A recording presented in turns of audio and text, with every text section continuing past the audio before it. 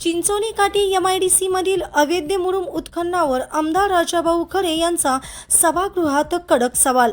मोहोळ विधानसभा मतदारसंघाचे आमदार राजाभाऊ खरे यांनी चिंचोली काठी MIDC परिसरातील अवैध मुरुम उत्खननाचा मुद्दा पुन्हा एकदा विधानसभेत जोरदारपणे उपस्थित केला। चिंचोली काठी MIDC मध्ये काही कंपन्यांकडून अवैधरित्या मुरुम उपसा केला जात असल्यामुळे शासनाच्या तिजोरीला मोठा महसुली तोटा होत असल्याचे आमदार खरे यांनी सभागृहाच्या निदर्शनास आणून दिले।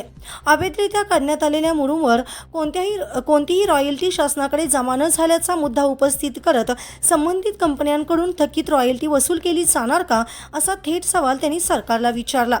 या प्रकरणात दोषीवर कठोर कारवाई करून शासनाचा महसूल वसूल करण्याची मागणी करत आमदार राजाभाऊ खरे यांनी आक्रमक भूमिका घेतली। माझ्या आपल्या बाबतीत बावनकुळे साहेबांना विनंती आहे, गेल्या आठवड्यामध्ये माझी एक लक्षवेधी झाली होती पर्यावरणाची, त्याच्यामुळे आपण नव्हता कारण ती लक्षवेधी ताईंची होती। तर माझ्या मतदारसंघात चिंचोली काठी MIDC आहे आणि त्या MIDC मध्ये जवळजवळ तिथल्या कंपन्यांनी कोट्यवधी रुपयाचा मुरुमाचा उपसा केलेला आहे आणि त्याची कुठलीही रॉयल्टी ती मोहोळ तहसील कचेरीत भरलेली नाही। 30-30 फुटाचे असे 3 तलाव खोदून स्वतःच्या त्या कंपनीच्या विस्तारीकरणासाठी तो मुरुम वापरलेला आहे। तर माझी आपल्याला एक विनंती आहे की हा जो मुरुमाचा उपसा झाला तो कोट्यवधी रुपयाचा झाला, त्याचा जर महसूल मोहोळ तहसील कचेरीत भरला असता तर त्याचा शासनाला फायदा झाला असता। असा मुरुम जो खोदला तसाच तो मोडलीम MIDC मध्ये बी खोदला टेंबरनी।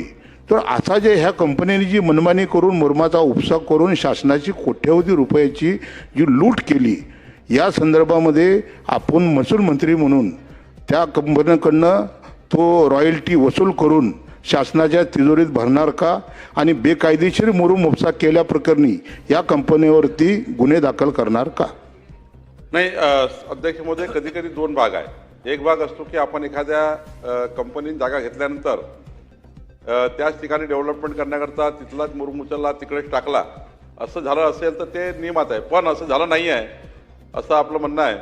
तर मी याची चौकशी आपली SCS या ठिकाणी आहे, आमची SCS या ठिकाणी चौकशी करतील आणि परवापर्यंत आपल्याला या ठिकाणी हे जे काही चालू आहे याच्याबद्दलचा रिपोर्ट आम्ही सादर करू। महाराज